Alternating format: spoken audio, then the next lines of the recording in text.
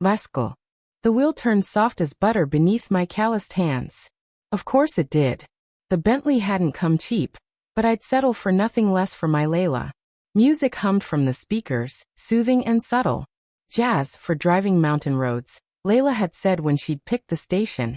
And I hadn't had a reason to protest. I'd never had a reason to argue with her. The landscape unfolded around the winding mountain road in a breathtaking wash of green and brown and gold. Gorgeous, awe-inspiring natural beauty for the woman who'd inspired me at every turn, with every word. Pines sailed up over the car as I guided it down into the city, towards the plane that would carry me away from the life I'd crafted from nothing. Me, and the other woman currently seated beside me. The wrong woman. The woman who'd ruined everything. I'd made this life for us, for me and Layla. Painstakingly and lovingly. So willingly. And yet, one phone call had left me unraveling all the threads of the beautiful tapestry I'd woven. Your father has been killed. My mother's voice played on repeat in my head, like a broken record. Your father has been killed. We don't know where your brother is. You have to come home. You have to come home. She didn't realize I already was home. That I was driving away from my home. You know. Aurora's voice tore me away from my wandering thoughts and slammed me back down to earth. She gazed at me from the passenger seat. I never expected you to fall for such an innocent woman. My teeth gritted together so hard I thought they might crack. I opted not to answer. I wasn't sure I could. Without saying something I might later regret. I couldn't so much as look at her, kept my eyes fixed on the road. But now that you're free, her fingers slid across my knee. Soft and warm and sweet. Inviting. We can be together again. Like we were meant to. If I were any more of a dog, I might have snapped. Take your hand off me, Aurora. Those fingers paused halfway up my thigh. They burned like fire. Wrong. Unwelcome. A brand that might leave a permanent mark on my skin. I told you to take your hand off. She sighed, but lifted her fingers away. Turned her face away too, to stare through the side window at the passing landscape. My skin felt cold in the absence of her warmth. When she spoke, it was to the glass. I might not be from a Mafia family, but I know how it works. You don't get to choose, Vasco. Not like normal people. My fingers tightened on the wheel, but I couldn't even hate her for those words. For the truth of them. It wasn't her fault I was born into one of the most powerful Mafia families in New York. It wasn't her fault that even after I'd cut ties, walked away, crafted a new life for myself, the past had still come calling. Your father is dead. The godfather of the Marcello family was gone. Your brother is missing. His heir was unaccounted for. You need to come home. The family was in shambles. Weakened.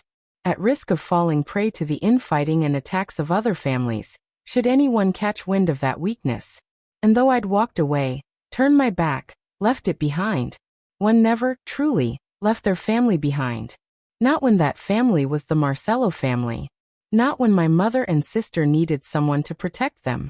Save them. Not when I still had more to lose. You need to come home. And I was. With the wheel under my hands and the road twisting out in front of me. I was leaving behind the lie of the life I'd made. I was heading back to where I belonged. Willing or not. Did she know? Aurora's question was little more than a whisper, almost lost to the soft jazz beneath. About who you really are? And for the first time in a long, long time, I opted for truth. No. I never told her anything. And you thought you loved her, Aurora snorted softly. You couldn't even tell her the truth.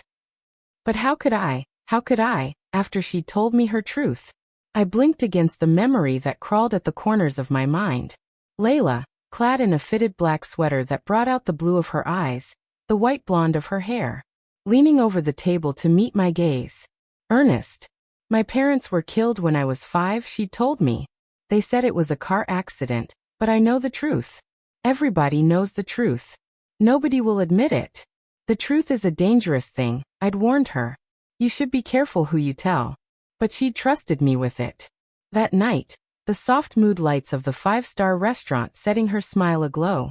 She'd trusted me with her truth. Her family's truth. My father refused to treat a Mafia drug lord. She'd said, and my heart had ceased its beat inside my chest. crawled up into my throat and sat there, like a rock, forbidding me from speaking my own truths. The bastard needed surgery, and my father said no. Her mouth hardened into a firm line. 3 days later, my parents' car went off a bridge. No tears ran down her cheeks as she told that story. The wounds were old, scarred over, hardened. But her hands curled into fists, and the hate in her eyes burned clear as day. She didn't need to voice the words for me to hear them. I swallowed my own truth that night. It wouldn't matter, I told myself.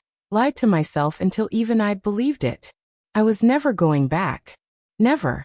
Except, it had always been a lie, hadn't it? I should have known I could never run from who I was. From my true family, that if my brother couldn't claim his position as heir, that meant I would have to.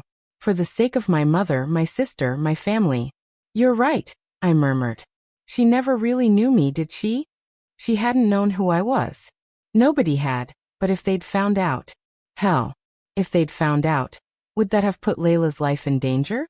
Now that I was heir to the Marcello family, it would. So I was leaving. Once again. Leaving. Running. From family to family. It's for the best, Vasco, said Aurora, turning to flash me a smile. You'll be back where you belong. Those words sat in my gut like cold, heavy rocks, until the sudden wail of a siren pulled both our attention to the driver's side of the car. An ambulance tore around a curve in the mountain, nearly veering off the road in its haste. Layla. White. White all around. I blinked, trying to push away all that damn white. But even as my vision started to clear, to focus, the white didn't retreat. Oh. It was because I was literally in a white room. Ceiling, walls, the blind pulled down over the little window. Tile floor. Even the narrow bed. Shit. The bed. The blanket. My hand laid atop it, stuck with a needle and bound in a hospital bracelet. I traced the line from the needle to the blinking machine over my left shoulder. I was in the hospital. Slowly, my memory returned pieces of itself. The pain, the darkening vision. The beautiful woman. Vasco. My fingers clutched at my stomach, like I could possibly feel that microscopic baby inside. Panic clawed its way through me. Had something happened to my baby? Layla. The door, also white, flew open and a man in a surprise. White coat sailed in like Superman come to save the day. Except it wasn't Superman.